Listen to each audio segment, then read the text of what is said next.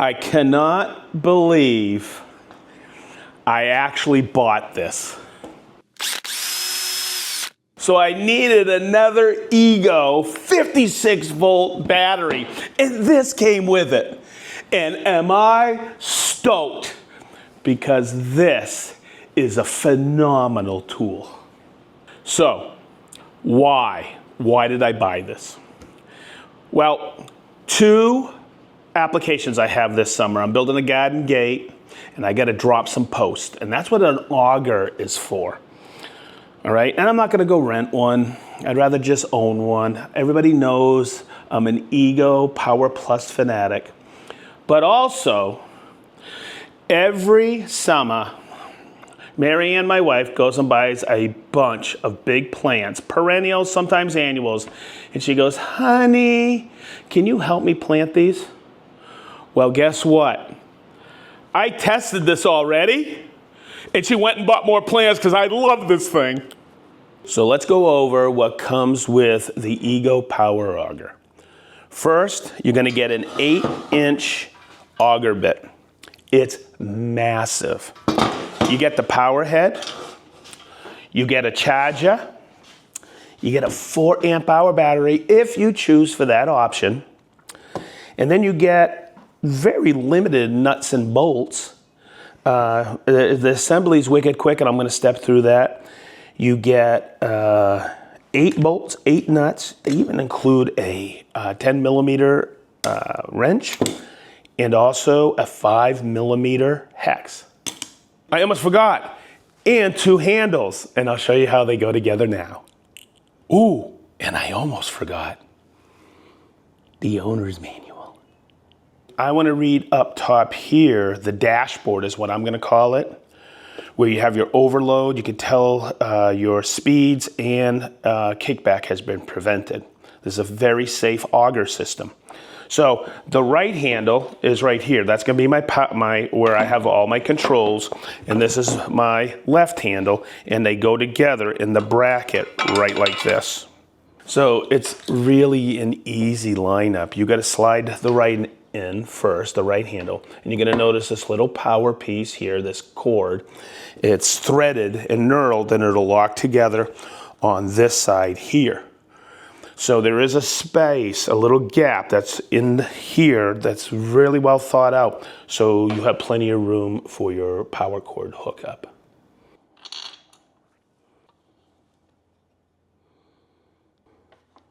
Okay, so before I put the left side handle in and tighten it up, I'm going to connect my power cord. You can see the little pins here, and they go into the area here.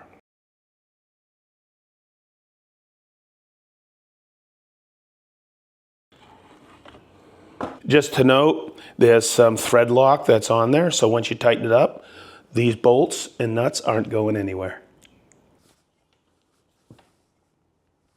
So this feels right, everything's nice and tight, but I wanted to mention something. In the packing material from the box, I wanted to protect the shaft while assembling this, and I just want to point out that I left this piece of cardboard on here.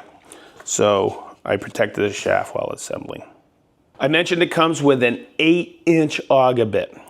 The shaft on the machine, let's take a quick measurement. I believe it is 7/8. And it is, it's 7/8 roughly. Okay, I'll just bring it in, 11, there it is, 7/8. Okay, the through hole, I'll bring it in, is I believe 5/16 or thereabouts. Yeah, 5/16. That's where you put in the locking pin. So it's pretty simple when you install it. You get this right here, the top of the auger bit and the through hole. And I just do a quick lineup, put it on here, and take your locking pin and put it right through. So before we head outside and start augering and showing you how to use this baby, let's see if I've hooked it up correctly. Here's your on-off switch right here on the handle. You got to press it in, and let's see. Wow, that's a big bit.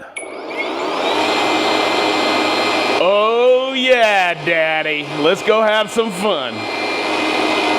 Okay, so that was a really easy assembly. You just put these handles on.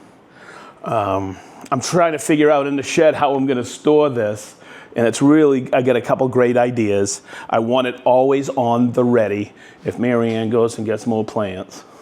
But, like I said, I've used this already, and I'm so stoked to show you. But one of the things that was called out in the owner's manual was this padding. Boy, I will show you what that's for out there. In here, I want to cover a couple of things because I'll be using it out there. Right here is your switch. I put this on the right side. These are your handles. They're wide apart. Right here is a lock off. Here's your switch right here. So to utilize this, you take this, press it in, and grab it here. Okay, and turn it on. You have 2 speeds. I've only used it in 1. I don't dare use it on 2. This thing is amazing animal.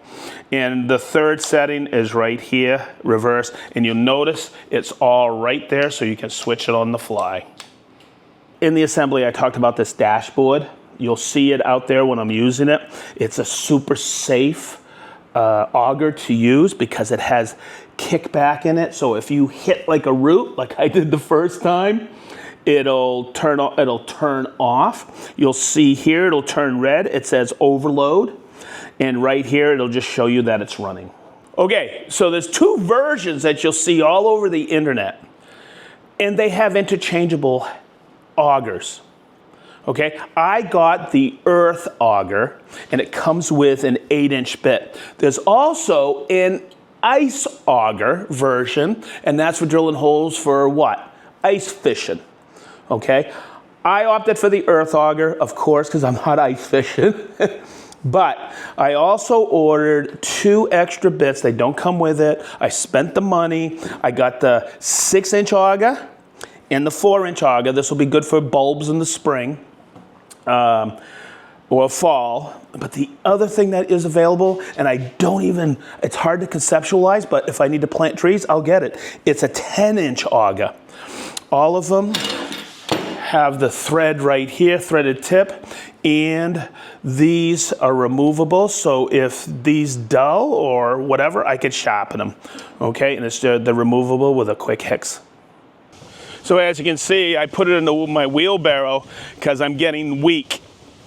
Marianne has put this here. Obviously, that's exactly where she wants it. I'm gonna move it out of the way. Now the first thing I'm gonna do is I'm gonna remove the mulch where I want it planted, so I don't have to go get more mulch. And that's fine, just like that. There's some really small roots here, and that won't be a problem, okay, because that's coming from this bush here.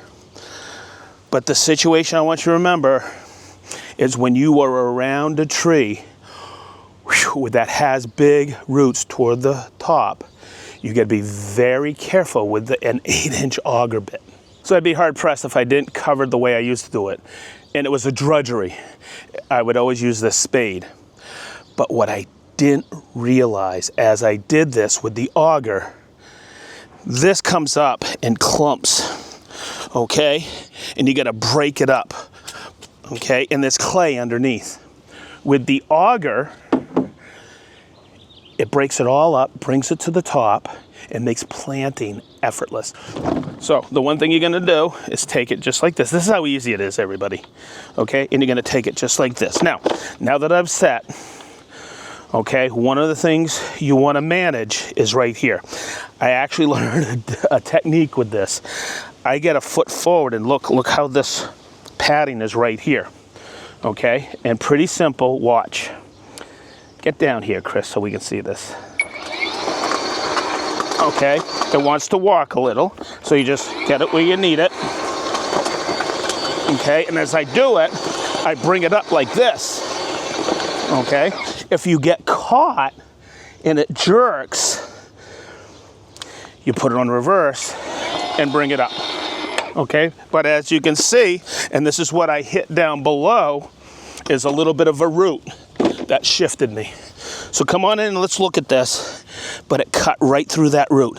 But the nice thing is, look at this soil, it's all broken up. To remember what Marianne bought, I'll stick it there, take it like this, tap it out, And it's that easy. I make sure it's even. That's what I was taught when I was a kid, to the top. And look how that just goes in. This makes setting a plant like this effortless. Let's go get some more plants. Hey, let's hit another one. That's a smaller pot size, but I still want to aerate the soil around it to give those roots plenty of room to spread out. Remember, it's all in the stance. You got that padding there. That prevents, if it kicks back, if you have it like this, it's gonna hurt. But here, you're supporting it. And look at that, effortless. I'm gonna give it a little more. Whoopsie. Okay, so, come in here, Chris. I went really deep on that, too deep. And you're gonna notice, watch. See that? Overload, okay? So I'm just gonna hit reverse and bring it up. Okay, I'm gonna go down and bring some of that dirt out, and I'm good to go. Lavender. Okay, I put a little in there. I went too deep, and it's that simple, everybody. Just like that. Get some of that dirt in, not mulch, but dirt. Bring it in. Hey, Chris. Yeah. Do you think we should do a SedgeTool gardening channel? I think so. All right, man. Marianne bought this. Boy, she's gonna hate me. I hope she doesn't watch this video. It's a smaller pot size. So guess what? I get to use the SedgeTool auger. Let me show you a couple of safety tips outside here that will help you changing bits. First thing I'm gonna do is take the battery off, okay? And then I'm gonna just flip it up like this. It's pretty simple. I'm gonna take it like this, take the bit off, set it aside, and guess what? I'm just gonna put the 6-inch on, and we're ready to go.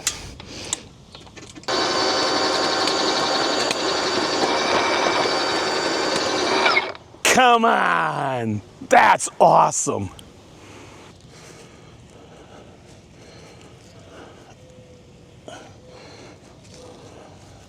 SedgeTool Lawn and Garden.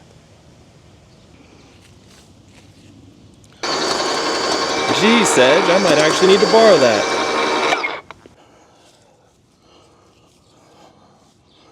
You'll notice that this one is in close proximity to this ornamental pear, and they're notorious for having massive top roots. Let's see if I get lucky with this. This is where you want to take it slow and make sure you are prepared. See, I'm starting to encounter some, so it's actually chewing the root, so I'm okay with that. I don't need it too deep, but you'll see the clay coming up. So you'll see that lighter, that is the clay that's wicked hard, and this aerates it, and there you go. So we are good to go. Conclusion. What I used to hate when Marianne used to show up with all those plants and set them out, and I showed you, it was removing the mulch, digging up with a spade, it was really clumpy, and then planting them. You see how this also aerates the soil. All right, so I have taken lemons and turned them into lemonade with the EGO Earth Auger. Hey, I actually like planting now. So, as we always say from the SedgeTool shop, be positive, stay sharp, and we mean wicked sharp.